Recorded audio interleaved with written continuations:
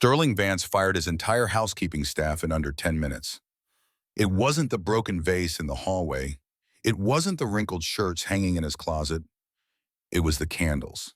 He had walked through the front door of the iron mill after 14 hours of negotiations that would make or break a $2 billion merger.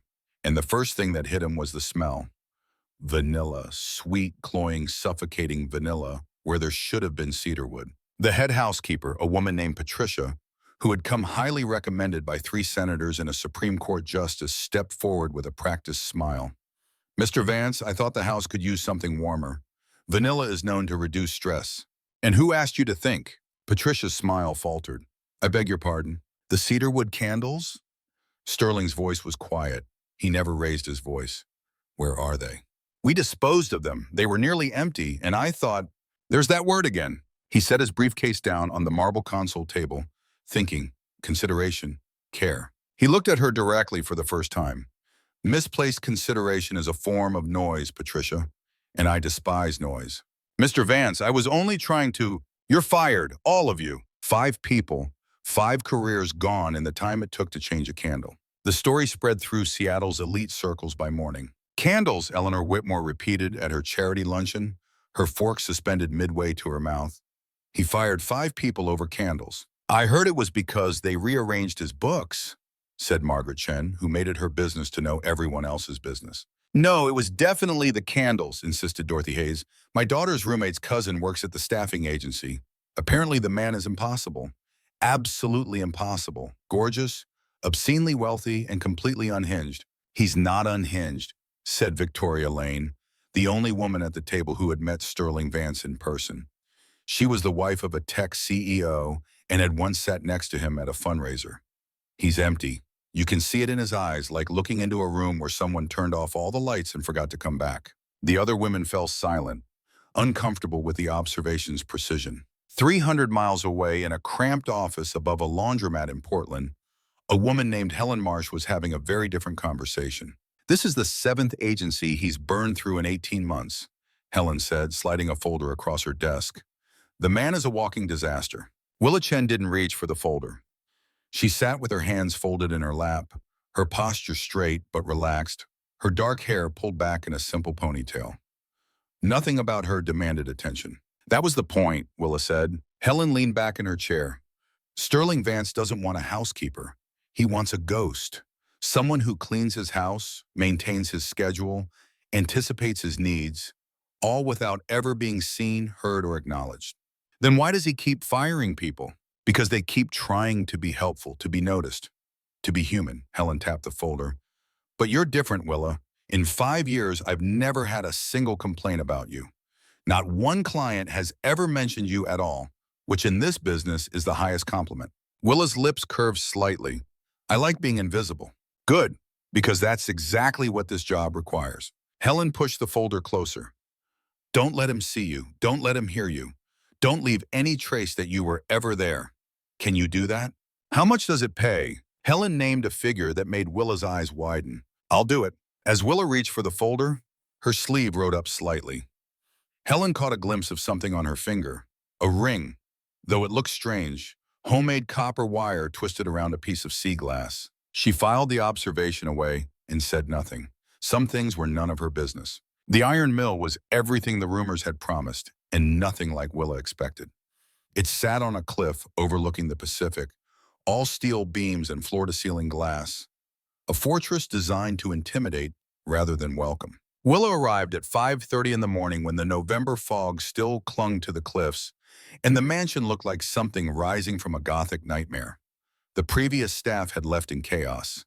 Dishes piled in the sink, dust gathering on surfaces, a half-eaten meal abandoned on the kitchen counter, growing something green. Willa got to work. She removed her shoes at the door, replacing them with thick wool socks that silenced her footsteps on the hardwood floors. She found the storage room and located a half-empty box of cedarwood candles, pushed into a corner as if someone had tried to make them disappear. She placed them exactly where the vanilla candles had been, matching the wax levels to the rings they'd left on the surfaces. She noticed the lights were too harsh, clinical white that probably triggered the migraines she'd read about in the business profiles. She adjusted the smart home system room by room, shifting from cold white to warm amber, reducing the intensity by 20%. In the kitchen, she placed a glass of water infused with cucumber and lemon beside his coffee maker. Not to replace his coffee, just to offer something gentler. By the time she finished, the sun was setting over the Pacific. She had worked for 11 hours. She had not eaten. She had not sat down. She had not made a single sound. She left through the service entrance and disappeared. Sterling came home at 8. He stopped in the foyer. He didn't move for a long time. The lights were different. The smell was different. The entire atmosphere of the house had shifted in a way he couldn't quite name. It felt less like walking into a museum and more like walking into something else, somewhere he might actually want to be. He walked through those rooms slowly, searching for evidence of the intruder. There was none. No fingerprints on the polished surfaces, no indentation on the cushions, no lingering scent of perfume or shampoo. In the kitchen, he found the water with cucumber and lemon. He stared at it for a long moment, then drank it in 3 swallows. In the living room, he discovered that the cedarwood candles had returned. He lit one and watched the flame dance. Something stirred in his chest, something old and buried and dangerous. He pushed it down. That night, Sterling fell asleep on the sofa without pills or whiskey. He simply lay there watching the candle flicker and let the silence carry him away. 2 weeks passed. Sterling never saw his new housekeeper. She was a ghost, just as Helen had promised. The evidence of her existence was everywhere. The perfectly pressed shirts, the fresh flowers that appeared and disappeared without explanation, the way his coffee was always ready at exactly 6:47 a.m. But the woman herself remained invisible. Sterling found himself watching for her, setting traps, coming home early or leaving late, hoping to catch a glimpse. But she always seemed to know, always seemed to be one step ahead, always vanished before he could reach her. Why did he care? This was exactly what he wanted, a housekeeper who didn't exist, a ghost who served without being seen. So why did the house feel warmer than it had in years? The day everything changed started like any other. Sterling woke with a headache and a low-grade fever, the first sign of weakness his body had shown in months. He canceled his meetings, told his assistant he would work from home, and retreated to his study with his laptop and a determination to power through. He was reviewing quarterly reports when he heard it. Nothing. Absolute silence. But the silence had a quality to it now. A presence. Someone was in the house. He minimized his spreadsheet and pulled up the security feed on his secondary monitor. There she was, in his living room, cleaning his antique oak desk with slow, careful strokes. She was smaller than he'd expected, slighter. Her dark hair was pulled back in that practical ponytail he'd imagined, and she wore a simple gray uniform that seemed designed to make her forgettable. She moved through the space like water flowing around stones, never disturbing anything, simply existing in the gaps. The afternoon light, rare for November on the Oregon coast, suddenly broke through the clouds and poured through the window. It fell across her hands. Sterling stopped breathing. The ring was unmistakable. Copper wire twisted and bent in the clumsy way of a child who had never worked with metal before. At its center, a piece of sea glass, pale blue, worn smooth by ocean waves. The same pale blue as Sterling's eyes. The glass of water in his hand trembled.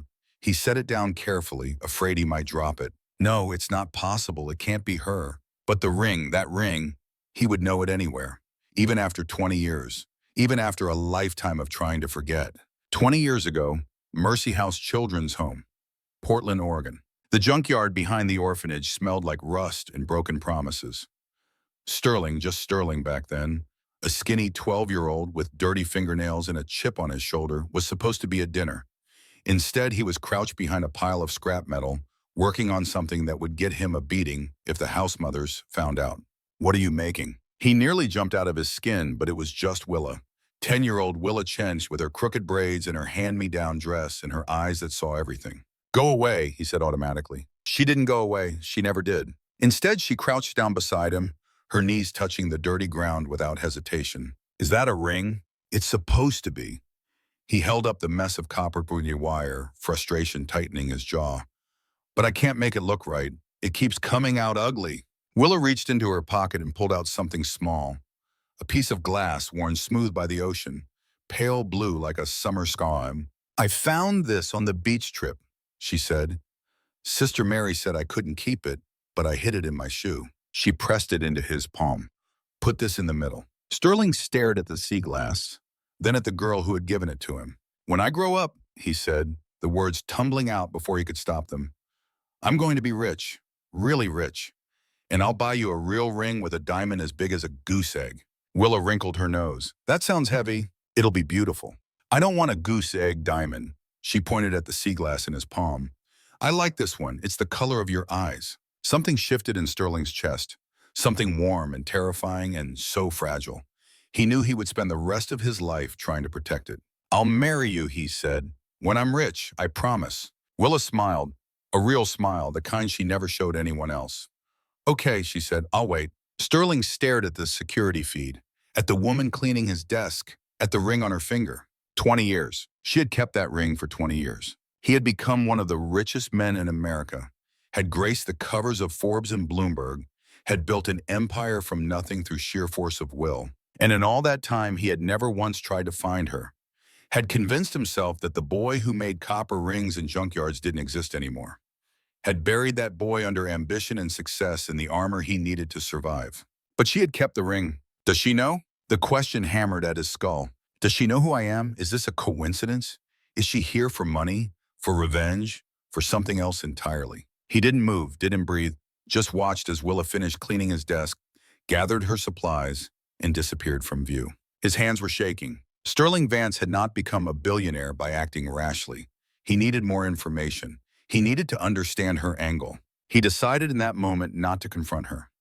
Not yet. He would watch. He would test.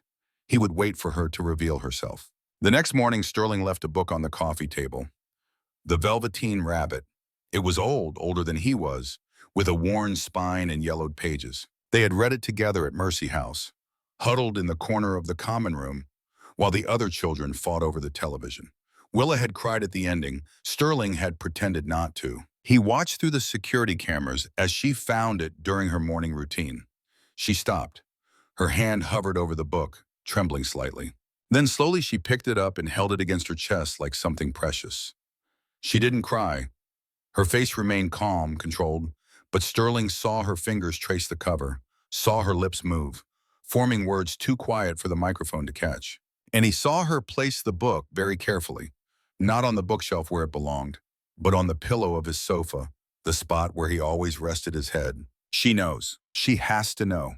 But still, she said nothing, made no move to reveal herself, simply continued to care for him, silently, invisibly, perfectly. The test continued. Sterling left a worn photograph tucked into a book, the only picture he had from Mercy House, taken at a Christmas party, showing two children grinning at the camera with candy canes in their hands. One boy with blue eyes, one girl with crooked braids. Willa found it. She studied it for a long time. Then she placed it on his nightstand, angled so he would see it first thing in the morning. He left a radio playing the oldies station they used to listen to through the orphanage's ancient speakers. She found it and turned up the volume slightly, letting it drift through the house like a memory. He accidentally knocked over his coffee onto a stack of important documents and watched through the camera as she rushed to save them, blotting the moisture with practiced efficiency. When she finished, she placed something small on top of the rescued papers, a peppermint candy, the cheap kind with red and white stripes. The cafeteria at Mercy House, the candy jar that Sister Mary kept locked in her office, the way they would sneak in during prayer time, hearts pounding, to steal 2 or 3 mints they would make last for days. "If we get caught," Willa had whispered once, "I'll say I did it alone." "That's stupid. Why would you do that?" "Because you're going to be rich someday.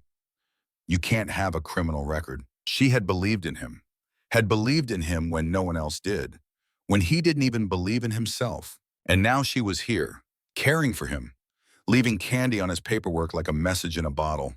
3 weeks in, Sterling came home to find a bowl of soup on the counter. Not the fancy kind his previous housekeepers had tried to impress him with. No truffle oil, no Wagyu beef, no microgreens arranged like modern art. This was simple chicken broth with too much pepper and not enough meat. The kind of soup that the cafeteria at Mercy House used to serve on cold nights. The kind that had tasted like nothing and everything at the same time. He sat at the counter and ate the entire bowl. Then he sat there for another hour staring at the empty dish, feeling something crack open in his chest that he had spent 20 years keeping sealed. The charity gala was Margaret Wellington's idea. Margaret was Sterling's publicist, a formidable woman who had been nagging him for months to humanize his image after the candle incident went viral. "You're trending again," she told him over the phone, and not in a good way. "Someone found a list of everyone you've fired in the last 5 years. The number is not flattering." "I don't care about flattering. You should care about investors. They're getting nervous about the erratic behavior narrative." So Sterling agreed to host a gala at the Iron Mill. One night, classical music only, hand-picked guest list. What he didn't anticipate was that Willa would be pressed into service to coordinate the temporary staff. The night of the gala, the Iron Mill blazed with light, crystal chandeliers, white roses cascading from every surface. A string quartet played Vivaldi in the corner. Waiters in black ties circulated with champagne. Sterling stood at the center of it all, accepting handshakes and small talk with a smile that never reached his eyes. But his attention kept drifting. Through the crowd of senators and CEOs, through the forest of designer gowns and expensive suits, he searched for a glimpse of gray uniform, of dark hair pulled back in a practical ponytail. He found her near the fireplace, directing a waiter who had nearly dropped a tray of canapes.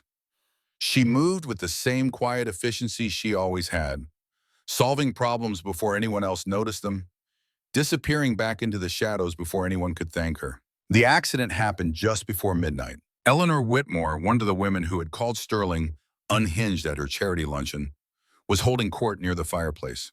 She was wearing a crimson gown that cost as much as a car and a diamond necklace that cost as much as a house.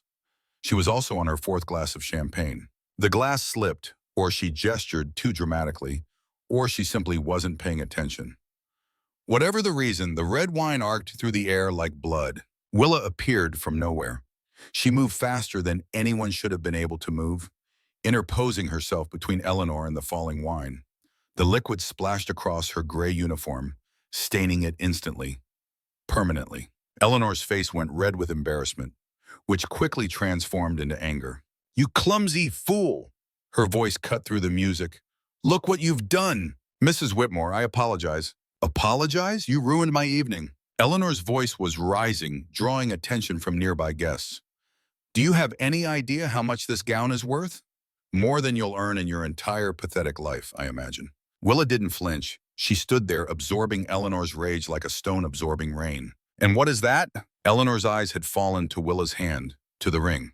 Is that trash? Are you wearing garbage as jewelry?" She grabbed Willa's wrist. Was her wrist, yanking her hand up for inspection. "My God, it is trash. Copper wire and a piece of broken glass. I knew servants were desperate, but..." The ring slipped. It happened in slow motion.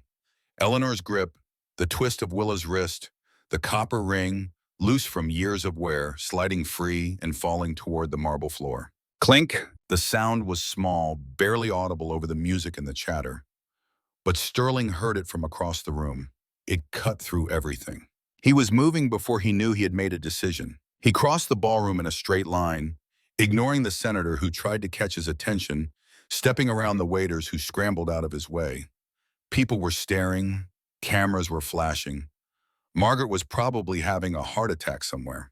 He didn't care. Eleanor was still holding Willa's wrist, still lecturing her about the behavior of servants, still completely unaware that the most powerful man in the room was bearing down on her. Sterling dropped to his knees.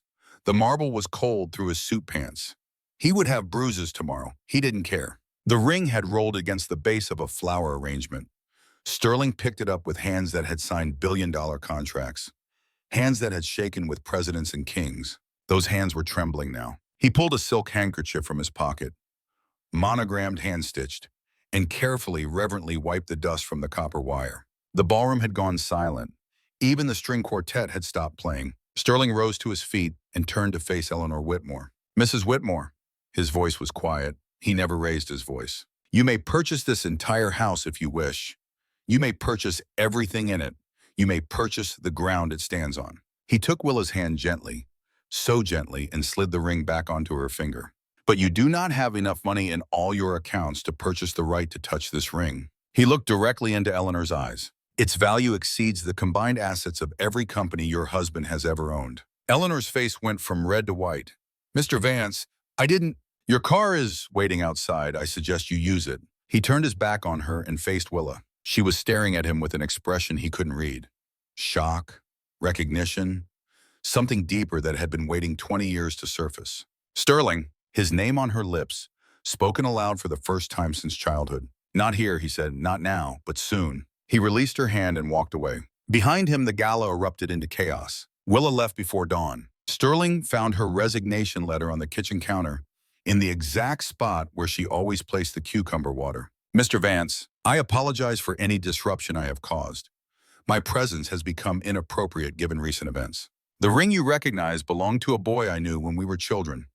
He made it for me at Mercy House, and I have worn it every day since. I did not come here to collect on old promises. I came here because I needed work, and I believed I could do the job well. I was wrong. I wish you every happiness. You deserve more than you know. Willa. Sterling read the letter 3 times. Then he crumpled it into a ball, threw it at the wall, and said several words that would have gotten his mouth washed out with soap at Mercy House. The house was silent around him. Not the peaceful silence of the past weeks, the silence Willa had created. This was the old silence, the empty silence, the silence of a fortress with no one to protect. He found her address in the employee files, a neighborhood he remembered too well. Row houses with peeling paint, the smell of exhaust and fried food. He parked his old Ford F-150, the first vehicle he'd ever bought, kept in his garage for 20 years, and waited. She appeared 3 hours later. She was walking home from work, not the shadow service, but somewhere else. A fast food restaurant from the grease stains on her clothes. She carried a plastic bag that probably contained dinner. She stopped when she saw him. For a long moment, they just looked at each other across 20 feet of cracked sidewalk. You shouldn't be here, she said finally. The papers will have a field day. I don't care about the papers. Your reputation was built on being cold and ruthless and inhuman. Sterling pushed off from the truck. I spent 20 years becoming that person because it was safer. Because if everyone thought I was a monster, no one would try to get close. No one would find out that underneath all the success, I was still just a scared kid from Mercy House who lost the only person who ever mattered. Willa didn't move. You left, he continued. 20 years ago, they transferred you to a different home, and I woke up one morning and you were gone. No goodbye, no forwarding address, nothing. They came in the middle of the night. Her voice was barely a whisper. They didn't tell me either. I know. I found out later. But by then you had disappeared into the system and I was still a kid with nothing. He took a step closer. I told myself I would find you when I made it. When I had the power to search every database in the country, and I did, Willa, I found you years ago. The shock on her face was raw. You knew where I was. I had investigators send me updates, photos. I knew about your mother dying when you were 18, about the night classes you took, about the jobs you worked. I knew everything. Another step. And I did nothing. Why? Because I was a coward. He stopped close enough to see the tears forming in her eyes. Because I convinced myself the boy you believed in didn't exist anymore. I'd killed him, buried him under ambition and success and all the armor I needed to survive. He reached into his pocket. But then you showed up in my house, taking care of me the same way you did when we were children. And I realized that boy isn't dead. He's been waiting for you to come back. He pulled out a small velvet box, not black, but worn brown, like something kept for a very long time. Sterling, I'm not giving you a diamond. He opened the box. Inside was a spool of copper wire, bright and new, and beside it, a small pair of wire cutters. You never wanted a diamond. You wanted this. Willa stared at the box. Teach me, Sterling said. Teach me how to make another ring. Let me earn you this time. Let me prove I can be the boy you believed in, not just the man I became. You want to make a ring here on this street? I want to spend the rest of my life making things with you. Rings, a home, whatever you'll let me be part of. He took her hand, the one with the old copper ring. I don't want you to wear my diamonds. I want to wear your copper. I want to belong to you, not the other way around. Willa looked at him for a long moment, at the velvet box, at their joined hands. You really planned this? I've been planning this since I was 12 years old. I just took a longer route than expected. She laughed. It was a wet sound mixed with tears, but it was the most beautiful thing Sterling had ever heard. Okay, she said, give me the wire cutters. 1 year later, the iron mill had changed. Plants filled the windowsills. Photographs hung on the walls, not expensive art, but snapshots from Mercy House. Pictures of two children making copper rings on a Portland sidewalk. A framed copy of the Velveteen Rabbit that had been read so many times its spine was held together with tape. Sterling sat in his study taking a video call with his board of directors. His suit was custom made. His watch cost more than a car. On his left hand, slightly crooked and obviously handmade, sat a ring of twisted copper wire with a piece of sea glass at its center. The board members had learned not to ask about it. The door opened behind him, and he felt a hand on his shoulder. "Meeting's running long," Willa said. "Give me 5 minutes. Dinner's ready now." "5 minutes, Sterling." Her voice was patient. "The soup is getting cold." He looked at his board members. His board members looked at him. "Meeting adjourned," Sterling said, and closed the laptop. Willa laughed and settled into his lap. Their rings clinked together, copper on copper. "When I took that job at the Shadow Service," she said, "I never imagined it would lead to this. When I fired 5 people over candles," he replied, "I never imagined it either." "That was ridiculous, by the way." "I know." He pressed a kiss to her hair. "But if I hadn't been ridiculous, they would have sent someone else." Willa was quiet for a moment.